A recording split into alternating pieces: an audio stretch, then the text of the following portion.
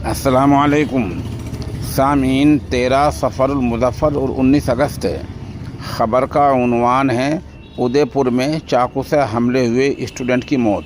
आपको पता है कि गुज़िश्ता 16 अगस्त को एक सरकारी स्कूल में एक ही क्लास में पढ़ने वाले 2 तलबा में तनाज़ा हुआ था और एक ने दूसरे पर चाकू से हमला कर दिया था।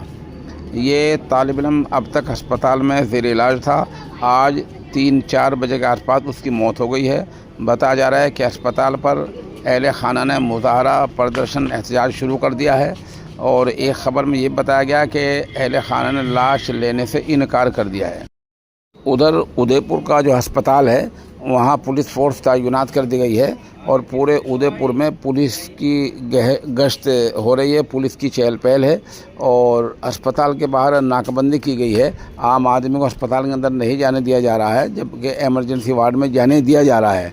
बहरहाल इस तरह के वहाँ हालात हैं और अहले खाना ने, जैसे मैंने बताया, अस्पताल के बाहर मुज़ाहरा शुरू कर दिया है। देखिए, इस दिन की घटनाओं के पश्चात उदयपुर में सर्वत्र शांति है। आज सोमवार, आखिरी सावन का सोमवार है।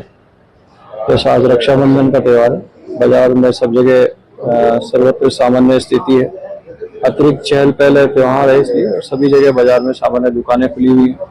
सभी लोग अच्छे तरीके से उत्साहपूर्वक अपना त्यौहार मनाए और पुलिस सर्वत्र सभी पॉइंटों पर उपलब्ध है। लगातार हम मोबाइल है गश्त कर रहे हैं, निगरानी कर रहे हैं, इसलिए इस दृष्टि से किसी को भी परेशान होने की जरूरत नहीं और सभी उत्साहपूर्वक रक्षाबंधन मनाएं और किसी भी प्रकार की अफवाहों पर और जो लोग अनावश्यक समाज में रुझान पैदा करते हैं उन लोगों की बातों पर कतई विश्वास न करें।